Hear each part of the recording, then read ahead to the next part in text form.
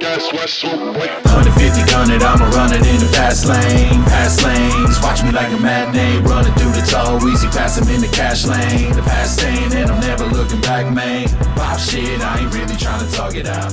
Drop hits, I can show you what it's all about. Hello and welcome to Sharp Bets and Fantasy Sets, Week 13. I'm your host, Nick. Alongside me are big-time Chris Shaw and Mr. TruExact himself, Scott. How we doing?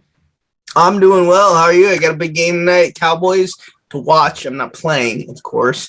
Cowboys in kind of a must-win. Kind of. I'm not too worried about it, but feeling all right, man. Why do you feel like it's a must-win? So everyone shuts up.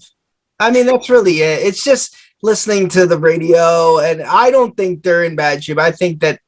I personally believe anyone who gets into the playoffs has a chance. I don't care what the record is. I don't care if they get in at 9-8. They could beat anybody. And it's been proven with the Eagles with Nick Foles. So I'm so sick of I don't watch any of these debate shows anymore because it's just for ratings. But, everyone's just like, oh, you'd be worried now. Is this the time? It's like, just shut up. So go out and win so everyone can just shut up. That's it.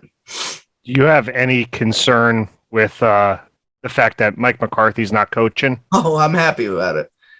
I figured you might be. I don't think a coach. I think players mean more than a coach. So if like Dak was out, Nick, you're on mute. If Dak was out and CeeDee Lamb was out again, I don't know if he is, but if Cooper is out, yeah, I'd be worried. But you could do without a coach for one game. I don't know. I mean, I think a coach is kind of important. We'll see.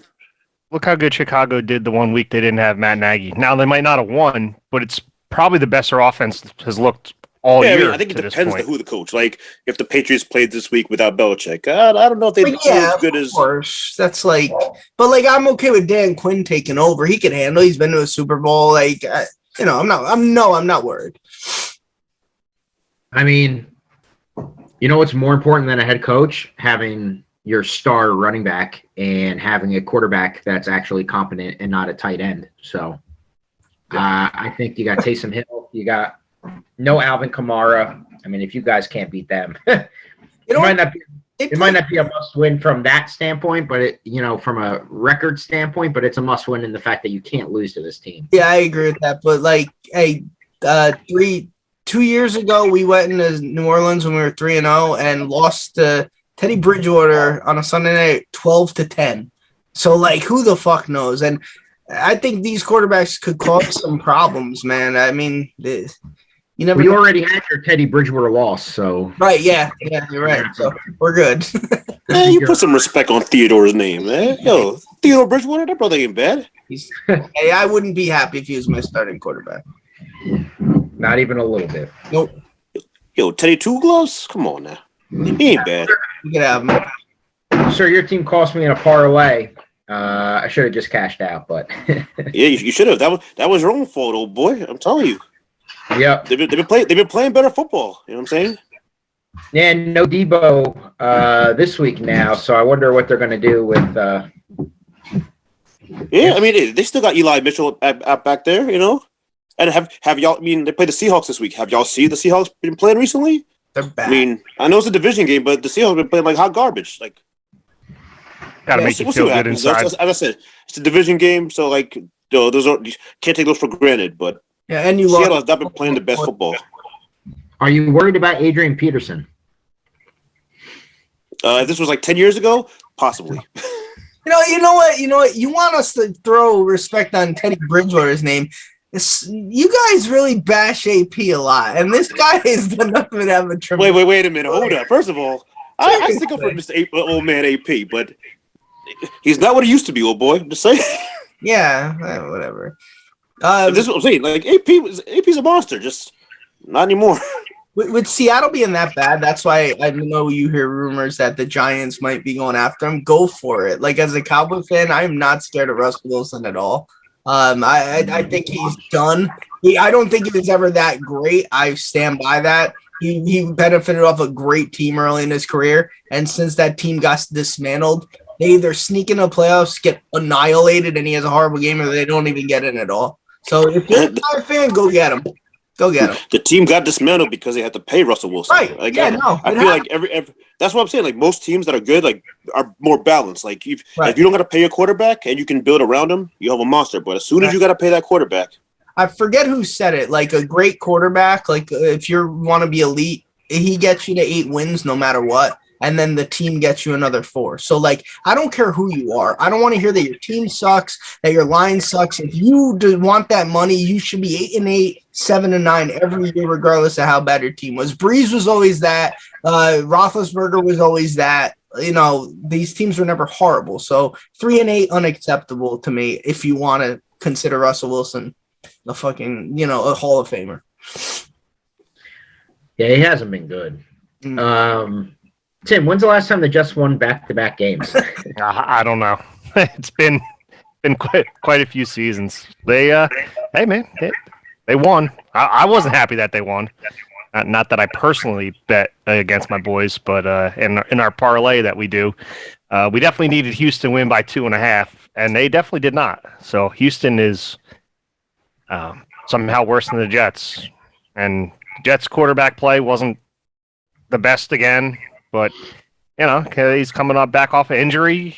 You're going to deal with these growing pains. And, he led him to a win somehow. But we'll see what happens this week. I don't envision good things happening for the Jets. But you never know. Nick, would you agree that it's been about 8 years since the butt fumble? Do you think the back interception could take over as like the new butt fumble for the Jets?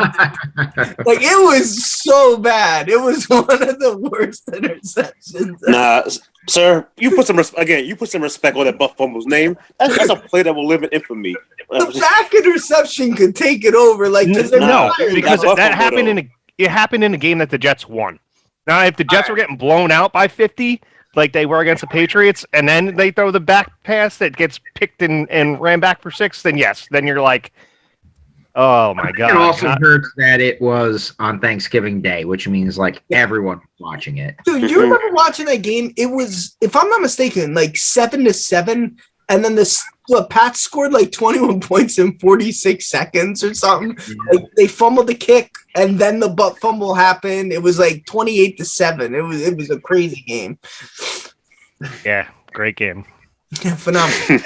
The downfall. Sorry, old boy. Hey, but that's all right. Yeah, what you gonna do, man? What you gonna do?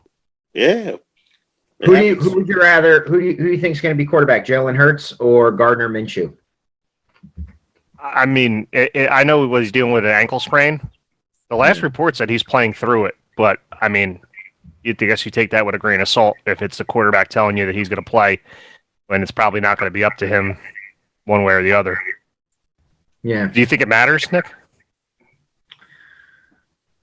I mean, the Eagles should have won last week. If Jalen Hurts plays that bad, I mean, they're not going to beat a lot of teams. But it's just amazing that they had 4 turnovers, and even then they still had the ball with a chance to win against. That just tells you how bad the Giants are. Horrible. They're bad. The Giants are bad, and once again, you got these delusional fans talking about playoff scenarios. It's just, dude, they're bad. Like when the Cowboys were bad. I mean, Nick, you've been through Eagles' bad seasons. Like you admit they're bad. Like when the Cowboys had Quincy Carter and Chad Hutchinson, I never visualized playoff scenarios. Like these fans, you guys just stink. Accept it. They're bad. Yeah. Sir, as a Niner fan, I've gone through some rough years. I've never admitted that they were bad. I said, oh, they're rebuilding. Right, but you never looked at playoff scenarios. Like you never went into those seasons like, oh, we got a shot. Like it's especially at 4-7. You know, like it's. Hey, listen, if this team loses and that team loses, it could happen. Yeah. Yeah, the Giants could win out. It could totally happen until they lose this week by 50. Exactly. It could definitely happen. And then we could both agree, all 4 of us, that Saquon Barkley cannot get money. I mean, that he had 1 run for 32 yards and then finished with 11 for 8 yards after that. He is just one of the worst draft picks in the history of the NFL at number 2. It's got to be for his for a team that didn't need that position. It's a really bad draft pick. Well, Reggie Bush would have been worse pick at number 2, right? Because Mario Williams went 1. Yeah, but Bush had a good career. Bush had a good career. He just Yeah, but at number 2, I just don't think any. Do you think we'll ever see a running back go in the top? Again, I feel like it's just so established now that it's just such a stupid play to take a running back that early. But because I'm saying most of the running backs nowadays are like 6th-round picks or worse or undrafted. Where did the Pittsburgh draft Najee was end of the first round. He was like a top 20, like 22, I think. You take a guy at the end of the first, maybe I guess it's justifiable if it's really all you need, and that they needed a lot more. They needed a quarterback, but Reggie Bush, though, in 2006, it wasn't that unheard of to take a running back that early. And plus, they had Drew Brees, and they pretty much were rebuilding. And they made the playoffs that year. They lost in Chicago. So, like, in the divisional round. So, they were good. It's just that, and Reggie Bush was like one of the best college football players of all time coming out of it was almost shocking he didn't go 1. Remember when you got the news the night before that, like, you're like, wait, what the fuck? But poor Texans. Yeah. I guess it was a good move looking back. No, they made the right choice for what it's worth in hindsight. As a fan, though, you got to just be like, what? Like, we're taking a DN when you just want No, but fans always think that way. They always want the highlight name. Like, when your team is a picks like in the top 5, they take an old lineman. Right. They're like, come on, fam, why are we taking this big dude? Take the speedy receiver out of, you know what I'm saying? Or take the – but, hey. I mean, if you think of the names that were in that draft class, too, they actually, like, they turned down Matt Leinart, which everybody thought was going to be a great pick. They turned down Vince Young. They turned down Jay Cutler. They turned down Reggie Bush. They took a defensive player. So, actually, kudos to them. I mean, and they had their hearts. There were a lot of names in that draft. Yeah, they didn't need a quarterback. They got their QB. So, the only one that really made sense the past few years was probably Zeke at 4 because the Cowboys were ready to win at that time. They didn't need anything else, and they went, 13-3 that year with Dak. So, that's really the only one. Even the Fournette one, like, the Jaguars made it to the AFC Championship, but they could have used more. And, was that the year after? Fournette went 4th or something? I think so. Yeah, I think he would, yeah. Barkley one, man. Like, the Giants needed a line. They needed a quarterback, you could argue. So that was just it's going to be a bad one looking back. Oh, and they took him before, Josh Allen would have been the real name. Right. Well, I mean, Sam Darnold was the real big one. Yeah. Well, I'm saying the guy who actually turned out to be the best quarterback, yeah.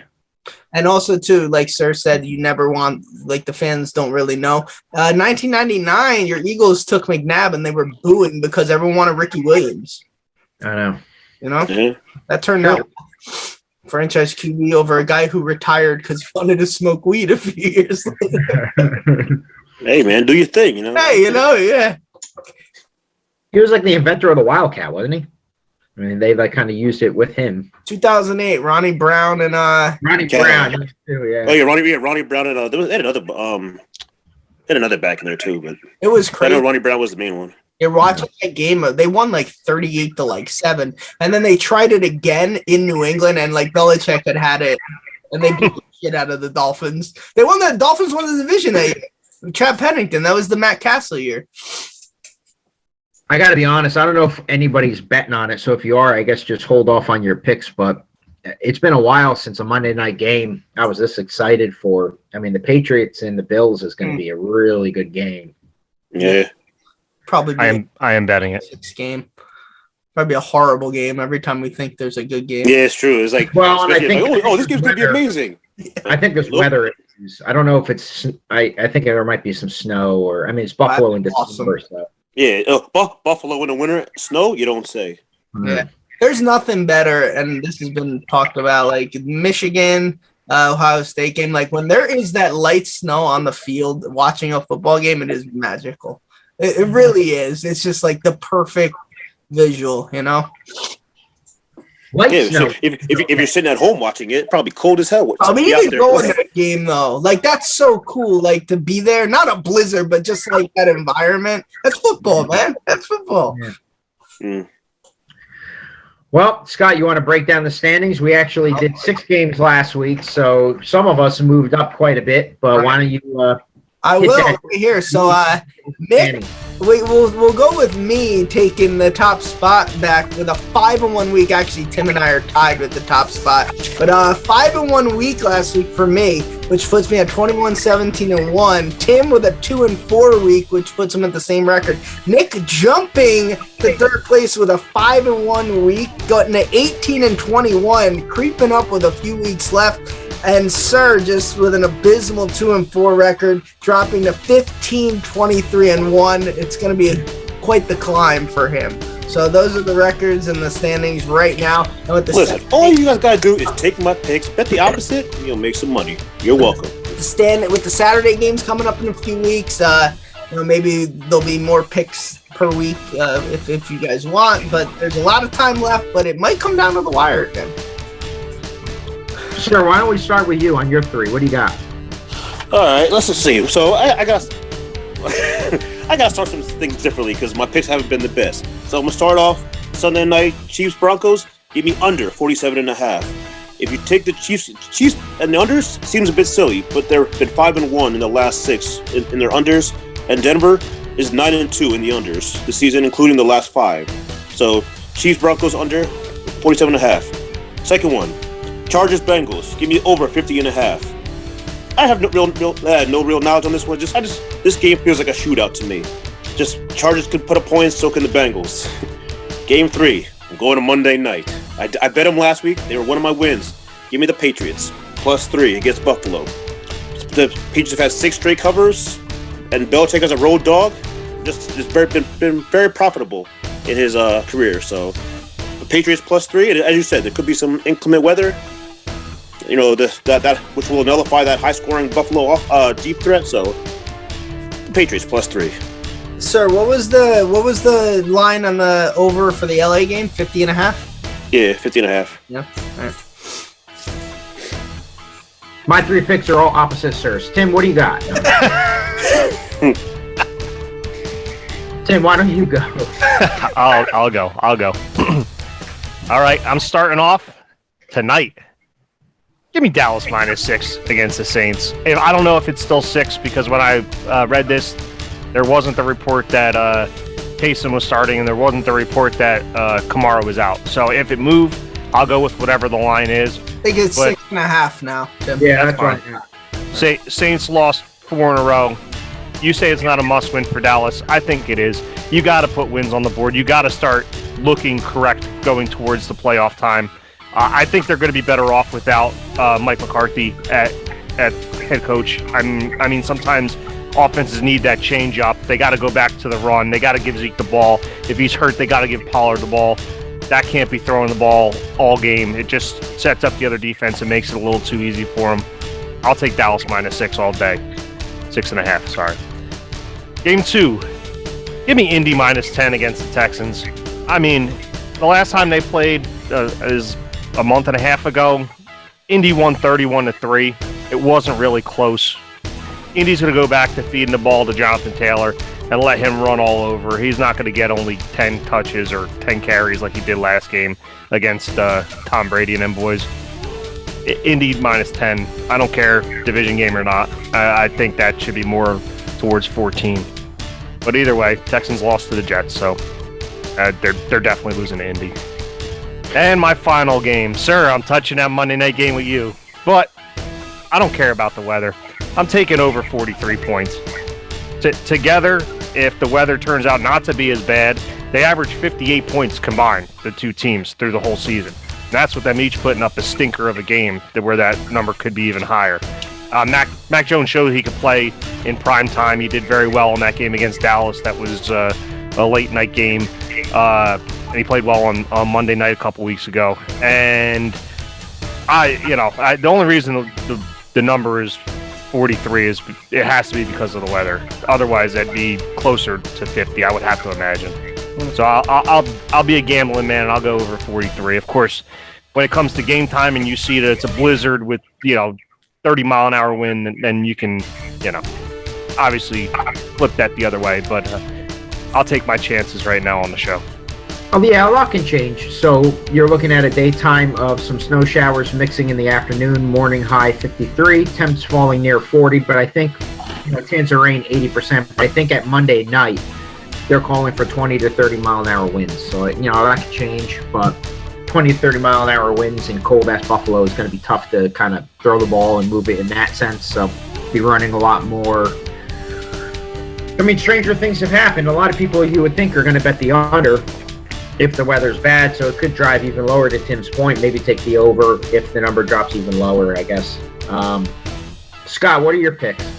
All right, I'm going with 2 home favorites and 1 home underdog. I'll start with the LA Rams, who are at home versus the horrible Jacksonville Jaguars, who I've actually bet for a few weeks ago. I don't know why I did that. Rams are minus 12.5. They're at home. They've lost 3 in a row. I don't care what receivers are out, who's playing. I think that they could easily win this game by 2 touchdowns. So that's my first pick. Second pick, I'm going with the Vegas Raiders minus 2.5 versus the Washington football team in Vegas. Washington has a short week from a Monday night game. They got to fly across the country. Vegas has 10 days off. And look, you just went into Dallas and won on Thanksgiving. You can't come home and lay a dud here. Like, if you want to be taken seriously, win by a field goal. So I think you could do that. So I'm taking Vegas. Final pick, one of the worst performances all week were the Pittsburgh Steelers. I actually think they bounced back in this game. Baltimore hasn't looked that great. And I think the Steelers are going to be a +4 at home. I'm going to take Pittsburgh to lose maybe by 3, but I actually do think they're going to win this game. So if you see a money line game, maybe a +160, take Pittsburgh. So Pittsburgh +4, LA Rams minus 12.5, and Vegas minus 2.5. Good pick. So I'm going to start by going back to the well again. Sir. Good man. I'm going to take the Giants +4. The thing that stands out to me the most in this pick is just the fact that I think that if Daniel Jones was playing, I think the line would be a lot closer. I think maybe you would even see possibly Giants, -1, maybe +1. But I don't think there's that much of a difference in the games that I've watched between Daniel Jones and Mike Lennon. I mean, I think Daniel Jones is absolutely terrible. At least, the offense has been absolutely terrible. Maybe not his fault. Maybe if he's on the Saints, maybe, Sean Payton can find him some more plays and unleash some skill sets that Jason Garrett and the Giants haven't been able to do, or weren't able to do, I should say, since he's gone. But I just think that this line +4, I'll take my chances with Mike Lennon and the Giants. I think that's a smart pick. I mean, Tua's been good, but Miami is still Miami. They're not a great team. Giants could help the Eagles out by beating Miami, which would drop their draft picks, I would assume, even lower since the Eagles have their first-round picks. So that sounds like a play for me there. I'm also going to take the under in the Seahawks and the Niners at 45.5. And I think the reason for that is partly alluding to the fact that what Sir said earlier in terms of, have you seen the Seahawks offense? Russell Wilson, if he's back and healthy, he doesn't look healthy. They have no running game. DK Metcalf is absolutely a ghost. Tyler Lockett really hasn't done much. 3 for 95 in the first half of last game, and then completely shut down in the second half. And trust me, I know I have him on my fantasy team, and I needed 3 more points, and I didn't get it. So, the thing that sticks out above all of that, the Niners just lost one of their best playmakers in Deebo Samuel. It looks like he's not going to be out there. They still have Ayuk, still have Kittle. Jennings is going to slot in at number 2. Coach seems to love the running back. But what stands out to me is that when looking at Seattle, 90.9% hitting the under this year. So for every 10 games, they're hitting the under 9 out of the 10. So it just looks to me like I could see this being 17-10, something like that. I don't think it's going over 45.5, so I'll take the under there. And then my last pick, I think I'm going to go with, and it's going to be a tough pick. So I'm between 2. And I really didn't want to go with tonight's game because Tim picked it already. I feel like it's a cop-out to pick it. So I'm actually going to take the over on the Indianapolis Colts and the Texans. It's a division game. I think the Colts are going to smash them. It's 45.5. I think the Colts could put up 30 themselves. Houston's offense has been absolutely dreadful, and I know that. Colts percentage on hitting the over, 66.7%. I just think that this is a play where, Jonathan Taylor can go off, have a great game. Carson Wentz throwing the ball all over the field. and I'm going to take the over. So those are my 3 picks. We're going Seahawks, Niners under 45.5. We're going the over on Indianapolis and Houston 45.5, and we're taking the G-Men and Mike Glennon +4 against the Miami Dolphins. I find it amazing how in all these weeks we rarely have the same picks. Like, That's what I was just going to ask. It's crazy. I was like, Nick, if I didn't pick the Cowboys, would you... Cowboys. Then why don't you just fucking take them? We're here to win money, Nick. We're here to... you just want to drop a game. That's why. Listen, let me get a bigger lead. I'm okay with it. I like Chicago +7.5 as well at home versus the Cardinals. I'm not going to take that as one of my games, but I don't know why that one got a feeling about that. Nick, you mentioned the Seahawks. I want to ask all 3 of you. They really messed up with that Jamal Adams draft pick too. Looking back on that, Jets won that. So like you said, DK Metcalf's a ghost. Russell Wilson, they're just not the same team. You think it's time to maybe like start trading these guys in the offseason to build up more draft stock? You could get Metcalf, you could get Russell Wilson, some draft picks. Like, would you do it? And then Pete Carroll will probably leave and go to like maybe Notre Dame or something, and just absolutely ditch the Seahawks. Well, they mortgaged their entire future with trading away draft picks and everything, and they had a great run, with the Legion of Boom. And Russell Wilson playing great. They got a Super Bowl out of it. They were really a Marshawn Lynch run away from 2 Super Bowls. Right. They were also a referee's call away from losing a couple of those games, but here we go. Fair. But yeah, no, I think they're on the way down, and it doesn't look. DK Metcalf looks miserable. Yeah, he just he's the next Odell Beckham. I don't even know about that. Like, he's not getting the ball. Like, Beckham. I feel like it's more justifiable. Yeah, I believe him a little bit more than Odell. Odell's kind of a baby. I mean, DK, even on the last play, the 2-point conversion. I mean, DK is running across the field. If you look at like the point of view of Russell Wilson, DK's wide open. He hasn't even thrown to him. He's wide open. How do you miss? There's been a couple plays that I've seen, like even on Monday when one play like Russ drops back, they had one guy wide open in the middle of the field, just sitting there. Nobody was around him, and he tried to go to the sideline, I think, to lock it. And it's just bad. It's been bad play calling. I love to see it because I can't stand them Seahawks. Yeah, I can't imagine you're hating this. I'm saying, keep the team around, keep losing. I'm saying I'm okay with it. One of the things Eli was good at, like even though I'm not a huge Eli fan, when he had like Plaxico, if you had one-on-one coverage, you throw it up.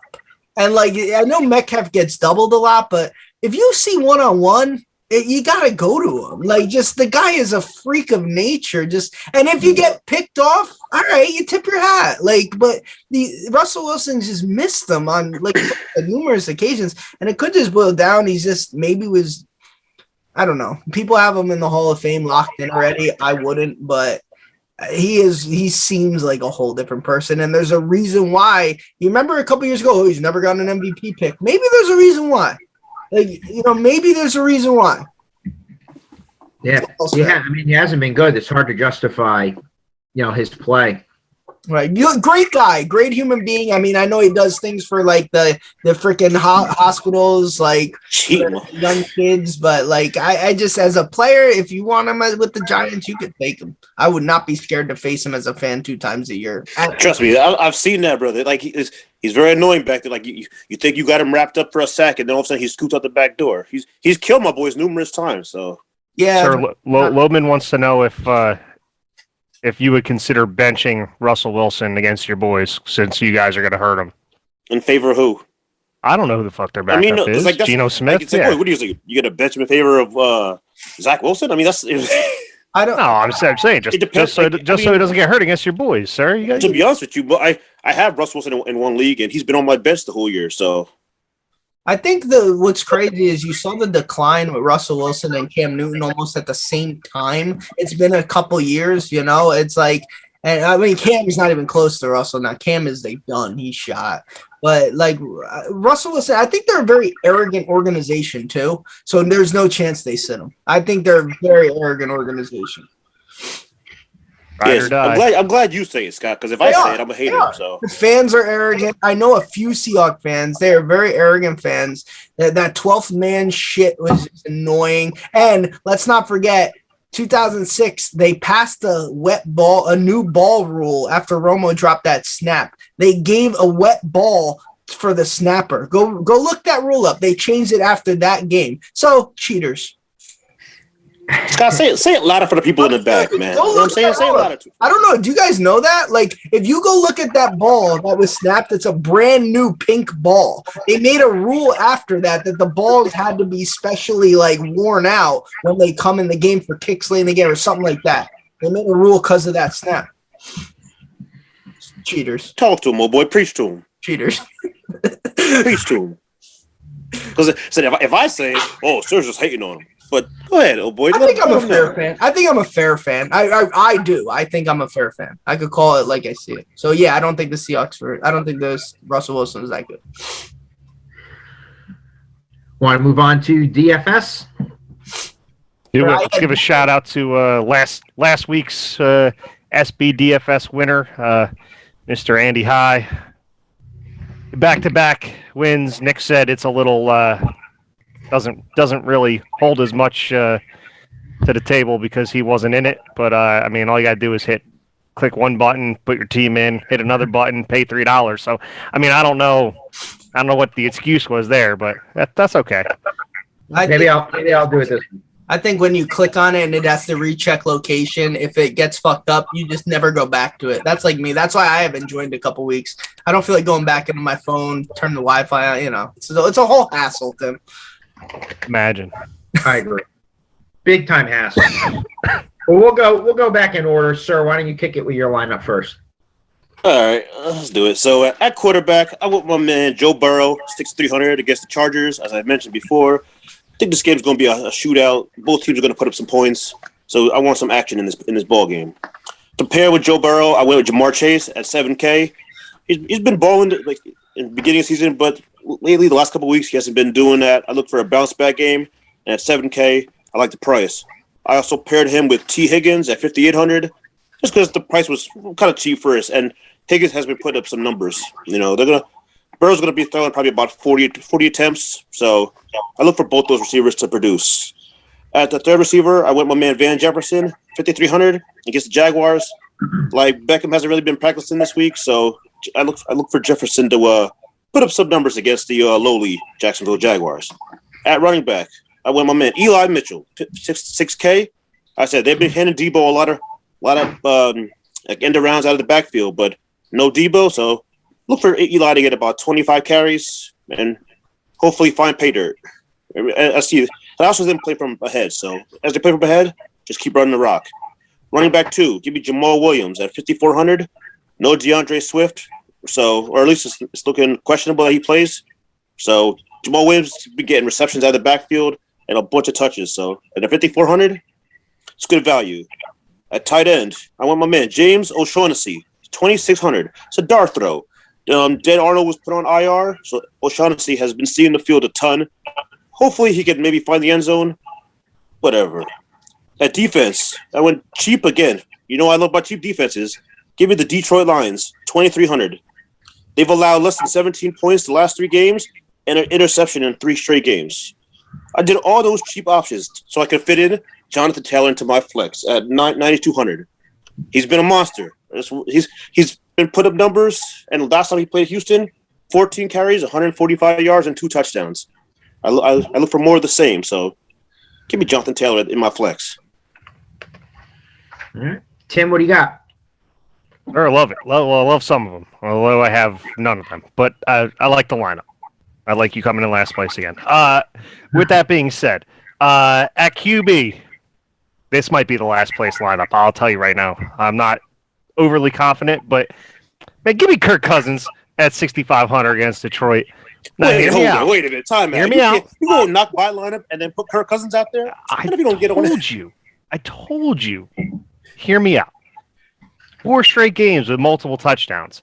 It's not in prime time. It's the perfect time for Kirk Cousins to cook, and nobody fucking care. No pun intended. Dalvin Cook's out. Get it? Haha. With that being said, yes. I'm pairing him with both of his receivers, Mr. Justin Jefferson at 8,200 and Mr. Adam Thielen at 7,300. although Mr. Madison has done very well in place of Dalvin, I'm not sure how long that's going to last. And if he does not do well on the ground, they really don't have another backup plan. So that means they might just have to chuck the ball around. Maybe that's what I'm hoping. So those are my third receiver, sir. I got one for you. Give me Brandon Ayuk at 5,600 against Seattle. You know what? Debo is out. You know what's going to happen? Somebody's going to fill his shoes. Guess what they used Ayuk with last year? Basically that Debo Samuel role, and it went pretty well. If they're going to give him some of those touches, don't be surprised if my man does not have a very good game. And at that $5,600 price point, he will definitely exceed it. So those are all my receivers. I went cheap on running backs because I think that's the thing to do. I went Jamal Williams, 5,400 against Minnesota. Swift is, I believe he's going to be out, and if he's not, then of course we'll switch that out. But at 5,400, Jamal Williams cheap for a 3-down back. With that being said, I went with my boys, Jets at RB number 2. Tevin Coleman at 4,500. He's getting the first and second down touches, and he didn't do too bad in the last game. He got vultured there by some dude who they picked up off the street, but let's just hope that doesn't happen again. At 5,400, at 4,500 against Philly, I'm just hoping for red zone touches at that point. At tight end, won me some money with an odds boost last week. Give me Mr. Pat Freiermuth out of Pittsburgh against Baltimore. He's got 5 touchdowns in his last 5 games. At $4,200 and the tight end spot, I need some of that. I had to go cheap in flex. I overspent with my quarterback and wide receivers. So give me T.Y. Hilton at 4,400 against the Texans. He scored last week. Listen, he's playing the Texans. Indy, they always do well against Houston. Give me T.Y. to rewind the clock, if you'll say. And with the defense, I paid up a little bit. I know you say go cheap on defense, sir, but I took Indy at 3,700 against the Texans. Last time they played, they blew them out. Their special teams and defense scored 15 in fantasy. I'll take 15 in fantasy again. My squad. Jared, that's a good pick with the Tevin Coleman. I was going to throw him in my lineup, but then I was like, I had to go cheaper because I wanted to fit Mr. Taylor in there. So that's not a bad pick, Mr. Coleman. Yeah, Tevin, yeah. I'm going to go, Nick. You're muted, Nick. You good? Yeah, no, it hiccuped real quick. Scott, why don't you go through your pick? All right. Well, I had everything written here. That was my left hand. Sorry. And Debo Samuel, I just found out now during the show he wasn't playing, so I have to redo my entire lineup, which I'm doing now. That's why breaking news. Debo is not playing. That's why I was looking down when I was doing this. That's why I spelled stupidly wrong. So even if that's even a word. All right, I went with I'm gonna go with Big Ben 5,000 from Pittsburgh because I'm going with that game. I think the Steelers are gonna win. I'm gonna go with Najee Harris 7,700, same game. Joe Mixon 8,100 for the Bengals. I'm gonna pair Big Ben up with Chase Claypool for 6,000, who had a horrible game last week as well.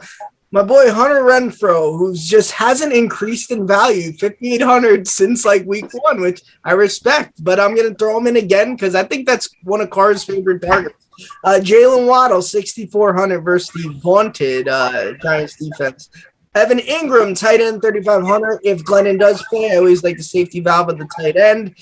Flex, Latavius Murray in that same Baltimore game for 5,100. And I'm going to go with the Lions defense. I think it's the cheapest defense. I think they're actually going to play decently at home. I think it's the second cheapest, but right. So I'll go with close enough. So if my defense does good, Tim's lineup is screwed. So. Well, mine would be 2 because at quarterback I have Kirk Cousins as well at 6,500. And I think the biggest reason why is, along with what Tim said, I think he kind of looked foolish last week. A little embarrassed lining up under the wrong center. You have Dalvin Cook or under the wrong offensive lineman. You have. It's called the guard, sir. There you go. Part of the offensive line center. Yeah, they're facing Detroit, who's not the greatest, obviously. You mix in the fact that I think, are going to be a little more pass happy with Dalvin Cook not playing. So I took Kirk Cousins, 6,500. My running backs, James Conner and Antonio Gibson, both my running backs because of injuries to other players, whether it be J.D. McKissick on Monday night. Chase Edmonds looks like he's another week or two away. Connor's 5,900. Gibson's 5,700. Wide receivers, I took Adam Thielen to pair with Cousins. I'm also taking Michael Pittman at 5,700 for the same reasons Tim mentioned for T.Y. Hilton. And I'm taking Mike Evans at 6,700 against Atlanta. Last time, 5 receptions, 75 yards, 2 touchdowns against Atlanta. Tight end, I'm taking Conklin as well at 3,700 as another piece to the Kirk Cousins Minnesota Vikings train. My flex is also Williams. Just clicked off on flex. So me and Tim have a lot of similarities. But I have Williams as my running back. Y'all loving that Minnesota offense this week. Why don't you just split the $1.50 each for the entry this week? His other guys suck. Yeah, okay. Mike Evans. And then my defense is Tampa. I'm sorry. We're talking Mike Evans. My defense is the 49ers against the Seahawks. I don't think I need to go into anything more than just tell you that the Seahawks offense is trash. So can I tell you how surprised I am that we were so heavy on that Minnesota game against Detroit, and neither of us picked Minnesota -7 to beat Detroit? Yeah. Makes you wonder. Yeah. Also, is there any more hated person on this show than Sir hates Kirk Cousins? I mean, like, seriously. Actually, sir, I probably hate Russell Wilson more than Kirk Cousins, so. It's not. You couldn't tell. Yeah, it's like he's not like he's. You know what? I'll say this. He's kind of like what I said about Teddy Bridgewater. I also wouldn't be happy if he was my quarterback. If like I'm like a Viking fan, it's like you just, you never feel like you're gonna. Yeah, but like the thing with Kirk Cousins is like he's probably in the top 5 of paid quarterbacks. Right, yeah. And he has no business being there. But he did go into New Orleans and beat the Saints a couple years ago. He did win games. I mean, like, you're right. He threw a pick that the guy just missed. You're right. Drew Brees is overrated. You're right. We can agree on that. No, you said, he went into one city and won a game. You win one game and he deserves to be the highest paid? Come on. No, I didn't say that. But I feel like every time people are like, this is a must-win game for Kirk Cousins, he wins, and then he still doesn't get the respect because then he loses home games to Cooper Rush. It's kind of like it's a yin and a yang with him. But he's not horrible. I mean, he's not horrible. He's not good. I would say he's better than 3 out of 4 of our team's quarterbacks, if not as good. I would say Dak's the only. He's Jimmy G's better than. I would say he's equal. Jimmy G threw for 4 attempts the one game versus the Vikings. They didn't even let him throw the ball. They didn't need to. Exactly. Because they were cooking on the ground game. Come on. I don't know, Nick. What do you think? If you can't stop the run, why am I going to throw the ball? Raheem Mostert is still running on those boys. I think Jimmy G and Kirk Cousins are very even. I would say they're very even quarterbacks. And they're paid. Jimmy G's overpaid. He's paid equally, right? Kirk Cousins get double of what Jimmy G makes. Oh, all right. I didn't know that. I mean, they didn't think a lot of people didn't think Jimmy G was going to finish the season as a starter. Yeah, right. So I don't. You're right. Yeah, for sure. Whatever. I'm saying, when Jimmy G plays, he gets W's. Okay. Here's a good question. You take away the teams, you erase the teams, and you have a quarterback draft. No team in place. Who are you taking? Kirk Cousins or Jimmy G? Give me James. James G. I would take. I mean, just based on health alone, even if you think they're equal or close to equal, Kirk Cousins doesn't get hurt every season. Give me Jimmy G. I'll side with sir. All right, then do you want your quarterback getting W's or L's? But that's not fair. It's a team sport. Like it has nothing to do with the quarterback sometimes. Yeah, talk to Eli Manning about that. I'm saying. Okay, so you take Eli Manning over fucking Peyton Manning in that, or Aaron Rodgers in that case because he has 2 Super Bowls over one. That makes sense. Yeah, he's bona fide Hall of Famer based on that plan. You're damn right. So is Joe Flacco. And he better be if Eli gets in. Yeah. Although everybody, if Eli gets in, which he will, you can make a case for a lot of people. That's like the Harold Baines of the Major League Baseball Hall of Fame. You better start putting Bernie Williams if Harold Baines gets in. Man, you respect Harold Baines, first of all. Oh, yeah. All right. No thanks. Harold Baines played for about 32 years. Come on now. He's still playing. Can't believe you have hate for Harold Baines. First of all, at 0 point in this podcast that I think we would be talking about fucking Harold Baines. I like Harold Baines, but it's a popularity contest. We know that. It's like since it's a betting show, what were the odds been on tonight's show mentioning Harold Baines and Ricky Williams? Oh, probably. Yeah. Plus 10K. If you have that ticket, head to the window. And I mentioned Plaxico Burress earlier too. Without mentioning a gun afterwards, it's crazy. I know. Oh, whatever. It was fun. That's it, man. Go Cowboys. All right.